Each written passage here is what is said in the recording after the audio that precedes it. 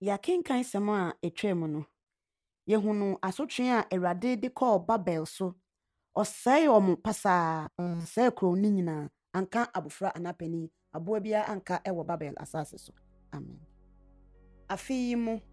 bosome a ɛtɔ so nwɔtwe,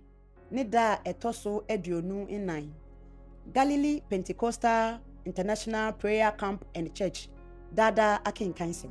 Yɛbɛkenkan afiri Odiyifo Yeremia nhoma no, eti 51 ne 52. Sɛ Awurade sie nie, hwɛ, merehwanyan ɔsɛefoɔ honhom atia Babel, ne wɔn a wɔtete nipa a wɔne me anya no mu, na masoma ehusufoɔ akɔ Babel na wɔahu ne so, na wama n'asase ada mpan, ɛfiri sɛ wɔbɛtwa ne ho ahyia ɛda bɔne no so. Deɛ okuntunu ne tedua mu no, ma tedua kuntumfoɔ nkuntunu ne tedua mu ntia no. Ne deɛ ɔma ne ho soɔ, ne dadeɛ nkataboɔ mbu no, na mondodɔ ne mmeranteɛ ho. Monsɛe ne dɔm nyinaa pasapasa, na atɔfoɔ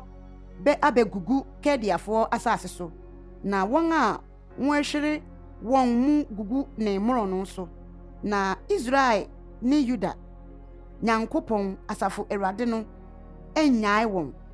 na wɔn deɛ wɔn asase no Israel kronkronni no ho asodie ahyɛ so ma. Na mommema mo kra mfiri mu mfi, na monwerɛ wɔ na mumumuyɛ mu, na Awurade awerɛ tɔberɛ nie. Ɔretua no ne nneyɛe so ka. Babel yɛ Awurade nsɛm sika kuruwa a ɛma asase nyinaa borɔ. Amanaman anom ne nsa no bi, enti na amanaman abobɔdam. Mpofirimu na Babel ahwe aseɛ na wabubu no. Montwa ne ho agyaadwo, momfa ne yia ano adurumra, ebia wɔsa a ɛbɛyɛ yie. Anka yɛresa Babel yadeɛ, nanso ansa. Munya no ma yɛnkɔ yɛn asase so. Na natemmuo akoduru ɔsoro, na wama so de akoduru ewiem tɔn. Awurade eyi yɛn trenee adi. Mummra ma yɛmmɛka Awurade yɛn Nyankopɔn ne yɛn wɔ Zion. Monse agyan, monsɔ akyɛm mu. Awurade ekenyan Media, ahemfo honhom, na wabɔ Babel ho atirimupɔ sɛ ɔbɛsɛe no, na Awurade awerɛtɔ, na sɔrefie awerɛtɔ ne no. Monsi frankaa ntia Babel afasuo. Momma ɔwɛn mu nyɛ din. Momfa awɛmfoɔ nsisi hɔ. Monsiesie atɛfoɔ, na Awurade dwene ne tirim, nso ɔreyɛ deɛ waka no Babelfoɔ ho no. O, wo a wote nsuo bebree so, a wakoradeɛ dɔɔso no, wawie aba. Deɛ wasusuo a wobɛtwa no wɔ soɔ no aduru so. Asafo Awurade aka ne ho ntam sɛ, ane, mede nnipa bɛhyɛ wo ma sɛ mɛbɛ, na wɔabɔ wo so se. Ɔno na ɔde ne tumi yɛɛ asase, de ne nyansa maa wiase tim hɔ, na ɔde ne ihunumu de ɔsoro trɛɛ hɔ. Aprannaa bɔ mu a, ɔma nsu dodoɔ ba ɔsoro, na ɔma nsu wisie tu firi asase ano nohoa. Ɔyɛ enyinam ka osuo ho. Otu mframa firi n'adekorabea hɔnom. Nnipa nyinaa yɛ nkwasiafo a wonni nimdeɛ. Sikadwemfoɔ nyinaa ani wuwu ahoni ho, ɛfiri sɛ wɔn agudie yɛ atoro, na ahome nni wɔn mu. Wɔyɛ ehuhudeɛ nko, nnaadaa adwuma. Wɔn asotwe berɛ mu no wɔbɛyera. Yakob kyɛfa nte sɛ yeinom, ɛfiri sɛ nneɛma nyinaa yɛfoɔ ne no, na Israel ne n'agyapadeɛ abusuakuo. Asafo Awurade ne ne din. Woyɛ me asae ne akodeɛ, na mede wo mɛbobɔ amanaman, na mede wo mɛsɛesɛe ahennie, na mede wo mɛbobɔ ɔpɔnkɔ ne sotefoɔ, na mede wo mɛbobɔ teaseanam ne mu tenafoɔ, na mede wo bɛbobɔ ɔbarima ne ɔbaa, na mede wo mɛbobɔ akɔkora ne abofra, na mede wo mɛbobɔ abranteɛ ne ababaa na mede wo mɛbobɔ odwanhwɛfoɔ ne ne nwenkuo na mede wo mɛbobɔ okuafoɔ ne nanantwie mpam ho na mede wo mɛbobɔ amradofoɔ ne ɔman mpanimfoɔ na metua Babel ne Kediafoɔ nyinaa ne bɔne a wɔde ayɛ Zion no nyinaa so ka mu ani so Awurade asɛm nie hwɛ me ne wo anya bepɔw sɛefoɔ Awurade asɛm nie wo a wo sɛe asase nyinaa wo so na mɛtene me nsa na mamu ne muni wo afiri ɔbotan so na mayɛ wo bepɔw a ahyeɛ na wɔremfa wo mu aboɔ a wɔde bɛto ntwiasoɔ ne aboɔ a wɔde bɛto fapem na mmom wɔbɛdane daa amanfoɔ Awurade asɛm nie Munsi asase no so frankaa monhyɛ ne totorobɛnto amanaman mu monsiesie amanaman nkyere ne sosa munhyia Ararat Mini ne Askinas ahennie ntiano munsi sahene ntiano monfa apɔnkɔ mmra sɛ mɛbɛ kuro a wɔretu monsiesie amanaman nkyere ne sosa Media ahemfo wɔn amradofoɔ ne wɔn imampanin ne wɔn ahennie nsase nyinaa na asase no woso na ɛpopo ɛfiri sɛ Awurade tirimupɔ no ba mu Babel ho sɛ ɔrebɛyɛ Babel asase amanfo a obiara nti soɔ Babel nnɔmmarima agyae ko tete wɔn aban mu wɔn mmaniyɛ to atwa wɔn adane mmaa wɔn ato wɔn afie mugya wabubu akyiri adaban mirika tuni tu mirika hyia mirika tuni ɔbɔfoɔ nam hyia ɔbɔfoɔ sɛ ɔrekɔbɔ Babel hene amaneɛ sɛ wɔn afa ne kuro tia ne tia na wɔn agye esuo atwaeɛ na wɔde ogya ahye maawa tadeɛ no na akofoɔ no ani atane na sɛ asafo Awurade Israel Nyankopɔn sienie Babel babaa te sɛ ayu pɔrebrea bere a wɔtiatia soɔ no aka kakra bi na twabrɛ aduru ama mo Babel hene Nebukadnezar atete me wayam me ɔde me asi hɔ sɛ ade a hwee nni mu wamene me sɛ esuo mu bɔpɔn bi wayɛ me nnɔkɔnnɔkɔ wadeɛ de me ahyɛ ne yafunu ma wapu me agu sɛ nsuo etirimɔden a wɔbɔɔ me ne me honam no wɔmfa mmisa Babel deɛ ɔte Zion no na ɔkasa na me mogya ingu Kediafoɔ so Jerusalem na ɔkasa enti sɛ Awurade sie nie hwɛ meredi wasɛm mama wo na matɔ no werɛ mama wo na mama nepɔ no mu awo na nasubra awe na Babel ayɛ ekuakuo ne ɛsrɛ so kraman tenabea ahodwredeɛ ne fɛwdi na obiara rentena hɔ wɔn nyinaa bobom sɛ gyata wɔbobɔ sɛ gyatamma sɛ wɔn ho yɛ wɔn hye a mɛto wɔn nsapono na mama wɔn abobo na wɔn ho asɛpɛ wɔn na wɔn ada daa nna na wɔn anyane Awurade asɛm nie mɛtwe wɔn esane sɛ nnwanma a wɔrekɔkum wɔn sɛ nnwanini ne mpapo nyinaa sɛdeɛ a wɔn asi afa sɛ sak a ɛne Babel agye asase nyinaa ayɛ yie no sɛdeɛ a Babel esi adane amanaman mu ahodwirideɛ ɛpo asra Babel so na sorɔkyeɛ huuyɛ akata so ne nkuro adane amanfo asase pɛsɛ ne anwura pradada asase a obiara nte so na onipa ba biara mfa so na mɛba mabɛtwe Baal aso Babel hɔ na meyideɛ wɔn mene no afiri nanum na amanaman rensene nkɔ ne nkyɛn bio Babel afasuo nso ahwe ase me man Mumfiri edi infiri ne mu na munyegye mokra infiri Awurade ebufuo mu jano ano. Nso mumma moakoma intu na munsuro. Akwan so sem a wobɛte no asase so no ho na akwan so sem beba afe bi so na eno achi afe no akwan so sem foforo beba.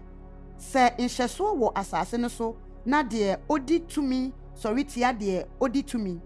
Eno inti hwe enne bi reba a meba mabebu Babel ahoni no aten na asase nyina ani ewu na tofo nyina ahwehwe ase wo so na osoro ne asase ne dia ewom nyina beto Babel ho ahrusi adwum na osaifo befiri atifi fam abane so. Awurade asem ni. Babel enso sedia woma Israel atofo hwehwe ase no saa ara na Babel enso asase nyina so atofo behwehwe ase. Mo a mo afiri mu afiri afena ano no mo nante nko mo ngina mo firi achirichiri nkai Awurade. Jerusalem enso mra mo akomemu. Yen eni awuwu na yate ensopa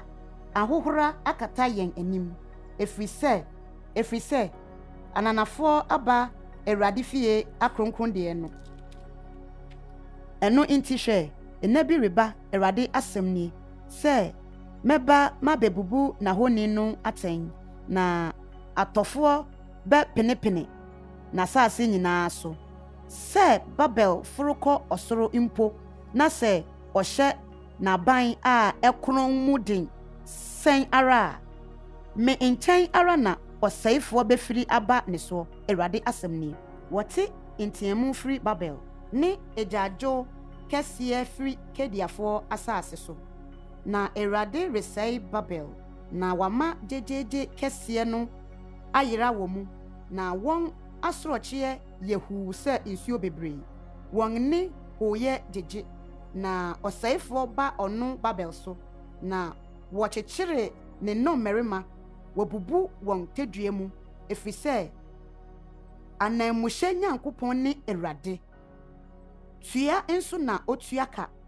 na mema ne mapoma ne nyansafo ne na mradofo ne man impanyimfo ne no merima abobo na nwa deda da na a wori nyane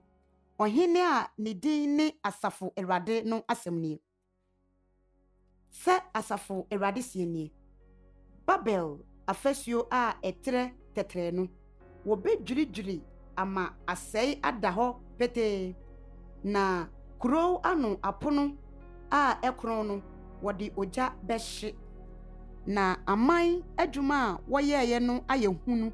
na oja ahye de nkrofo dodo abre ho no asɛm a odifo Yeremia de hye Masaya ba Nira ba Saria ano ebre a one Yuda hene Sedekia call Babel afia etoso nan no mu enso na Saria di epia so hene na Yeremia twere musuo a ebeba Babel so no hye ehuma baako mu ensem a nwa twere no Babel ho yi nyina na Yeremia ka kyere sisi ase se wuduru Babel a hwe na kenkan ensem yi nyina na ka se Awurade wo na wakasa etia hayi se ubetutu na obiara rentine mu efri nipa so kosi efieboa so na adane da amanfo aranko na se wuwie ehuma yi kenkan a patchomamenti abiem na se wuwie ehuma yi kenkan a wode obo akyekere ho na watu atwene Efrata mu aka se saa ara na Babel bemmem a erensori bio musuo a mede mereba so no nyina inti na wawiesa eha na Yeremia nsem no aso. Sedekia di mfie aduonu baako na obedi hene na odi hene mfie du baako wo Jerusalem na nena dindi Hameta a oye Yeremia ba a ofiri Libna na oye Awurade ani so bone sede a Yehoakim yeye no ara na Awurade ebufo nti oto Jerusalem ni Yuda firi n'anim guye na Sedekia te Babelhene anim etua na n'ahennie afe a etoso nkron bosome a etoso du da a etoso du no Babelhene Nebukadnezar ono na ne dom nyina ba Jerusalem so bekire so nsraban na wototo hu impie hyiae na wotua akro no kosi ohene Sedekia afe a etoso du baako no mu bosome a etoso nan da a etoso nkron no ekom no mu ye den kro no mu na aduane biara ni ho ma asase no so nkrofo no ena wotu kro no fasuo mu hyene mu na emerima akofo no nyina dwane firi kro no mu anadwo fa oponkase no mu afasuo mienu a ewo ohene turo no intem koi enso na kediafo atwa kro no ho ahia na wofa Jordan bonhua kwan so koye na kediafo dom ti ohene no na wokoto no Jericho empapre so na ne dom nyina firi ne ho petin na wokyere ohene no de no koma Babelhene wo Ribla a ewo Hamet asase so no na obu no aten na Babelhene kum Sedekia merima nanim na okunkum Yuda mapoma nyina enso wo Ribla na obo Sedekia ani na oma wogu no kobre inframfre nkonsonkonson mienu na Babelhene de no ko Babel na ode no hye awemfo dan mu kosi ni wuda na bosome a etoso num da a etoso du a ene Babelhene Nebukadnezar afe a etoso du nkron no mu na Ankobiahene Nebu Saradan a ogina Babelhene anim no ba Jerusalem na obehye Ewrade fie ne ohene fie ne Jerusalem efie nyina efie akese nyina ode ejahye na kediafo dom a wone Ankobiahene baaye no nyina dwiri Jerusalem afasuo no nyina hyiae na oman no mu ehiafo no bi ne nkrofo no nkaya a waka kro no mu ne awaifo a wowai ko Babelhene nten no nkrofo yu no mu nkaya no Ankobiahene Nebusaradan tu wonkoi nanso Ankobiahene Nebusaradan ja asase no so ehiafo no bi se wonye bobe yafo ne ekuafo na kobre inframfre edum a ewowo Ewrade fie ne insuje nnaka ne kobre inframfre po a ewo Ewrade fie no kediafo no bubu mu na wosoa kobre inframfre no nyina ko Babel na ensina ne sesa ade ne edumja ne enkura ne inyowa ne kobre inframfre nioma a wode ye osom adwuma no nyina wo faye na nyawa ne nsrama kukuwa ne enkura ne ensina ne kanea nua ne inyowa ne enkuruwa no de eye sika no sika ne de eye dwete no dwete Ankobiahene no fakoi edum mienu no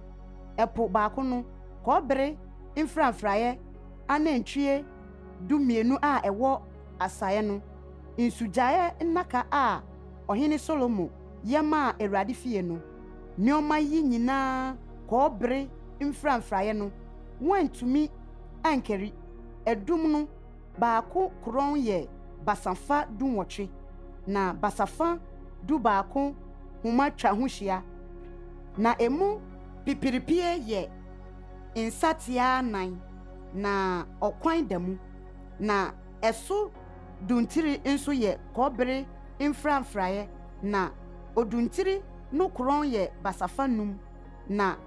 entintan ne entua aba wo odutire no ho hia ne nyina ye kobre inframfraye na odum a etoso mienu no ho wo eno arabi ne atoa aba na atoa aba a esinsane inframa ano no ye eduokron insia na atoa aba a ewowo ntintan no ho hyia no nyinaa yɛ ɔha. Na Ankɔbiahene no fa ɔsɔfo tiri Sisiria ne ɔsɔfo a odi soɔ Safania ne apono anohwɛfoɔ baasa. Na kuro no mu nso ɔfa opiani baako a ɔde no asi ɔkofoɔ no soɔ, ne wɔn a wɔne ɔhene tu agyina no mu mmarima bɛɛsɔn a ɔhunu wɔn kuro no mu, ne ɔsahene a ɔpɔn asase no so nkurɔfoɔ kɔ ɔsa so twerɛfoɔ, ne asase no so nkurɔfoɔ mu mmarima 60 a ɔhunu wɔn kuro no mu no. Na Ankɔbiahene Nebusaradan fa wɔn de wɔn kɔ Babel hene nkyɛn wɔ Ribla. Na Babel hene no kɔbɔɔ wɔn kunkum wɔn Ribla a ɛwɔ Hakmat asase so no. Saa na wotu Yuda firi n'asase so kɔɛ. Yei ne ɔman no mu nipa dodoɔ a Nebukadnezar tu wɔn kɔɛ no. Afe a ɛtɔ so 7 ne mu, Yudafoɔ 3,023. Nebukadnezar afe a ɛtɔ so 18 no mu, Yerusalem nipa 832. Nebukadnezar afe a ɛtɔ so 23 no mu no, Ankɔbiahene Nebusaradan tu Yudafoɔ 745 kɔɛ. Nipa no nyinaa yɛ 4,600. Na Yudahene Yehoiachin tukuro so afe a ɛtɔ so 37 mu, bosome a ɛtɔ so 12, da a ɛtɔ so 55 no, Babel hene Ewil Merodak afe a obedi mu hene no, ɔmaa Yudahene Yehoiachin tiri so, na oyi no firi n'aduafoɔ dan mu, na ɔne no kasa kasapa, na ɔmaa n'adwa kyɛnee ahemfo a wɔne no wɔ Babel no adwa nyinaa, na ɔmaa no yi ne duam da ntadeɛ no, na odidii wɔ n'anim daadaa ne nkwanna nyinaa. Na deɛ wɔde ato hɔ sɛ wɔmma no daa no, a efiri ɔhene nkyɛn na wɔde ma no, ɛda biara ne ne deɛ wɔde maa no ne nkwanna nyinaa de kosii ne wuda.